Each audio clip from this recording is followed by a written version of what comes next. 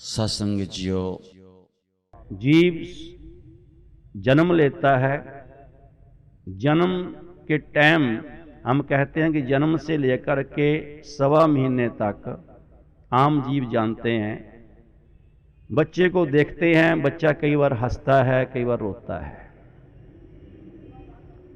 आम जीव कहता है कि मेरी तरफ देख के हंस रहा है। वो बच्चा बुलाएगा दूसरा कोई, वो कहेगा मेरी तरफ देख के हंस रहा है। कोई और आके उसको बुलाना शुरू कर दे, कई बार वो रो पड़ता है।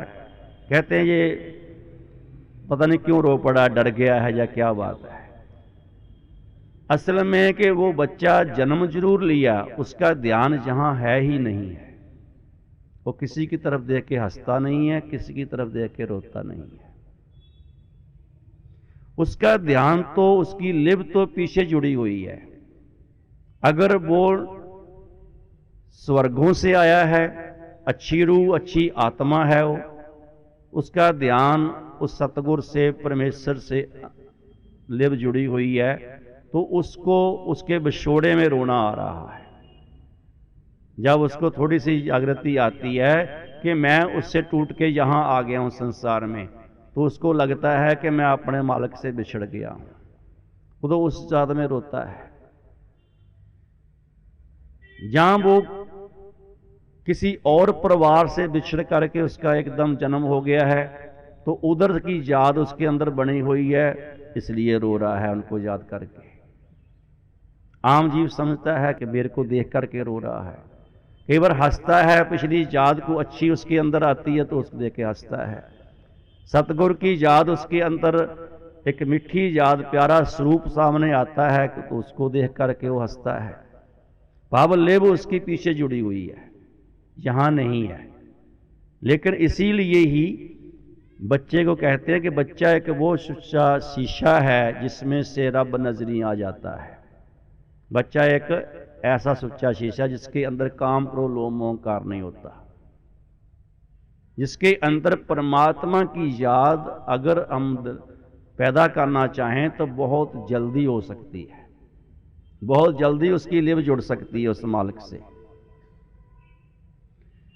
और जन्म से लेकर के 40 दिन तक तकरीबन उसका यही हाल होता है। आस्ते आस्ते बाद में घटता रहता है, उसको जागृति है। 40 दिन के अंतर एक और बात होती है कि 40 दिन तक कोई पूर्ण महापुरुष जो रूहानी मार्ग का मालिक है, या रूहानी मार्ग पे चलाने वाला है, चलने वाला है, रूहानियत से जो जुड़ा हुआ है, उसको ऑर्डर नहीं होता, हुक्म नहीं होता उस मालिक का कि उस बच्चे के सामने जाना या बच्चे के जहां जन्म लिया वहां जाना है।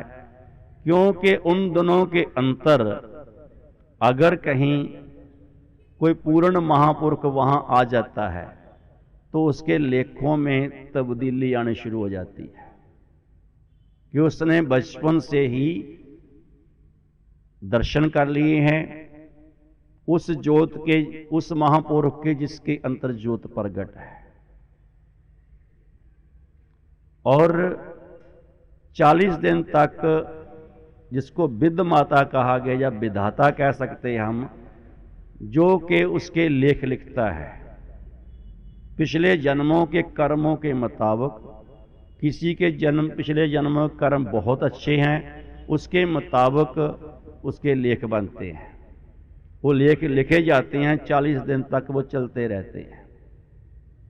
उसकी जिंदगी में तब्दीली आती है कि अगर कहीं जीव उन दिनों में वहां पे जो भी बैठे होते हैं, जो भी रहते हैं, घर वाले हैं, वो सिर्फ भजन सिमरन करें, सिर्फ परमात्मा की तरफ ध्यान लगा के रखें।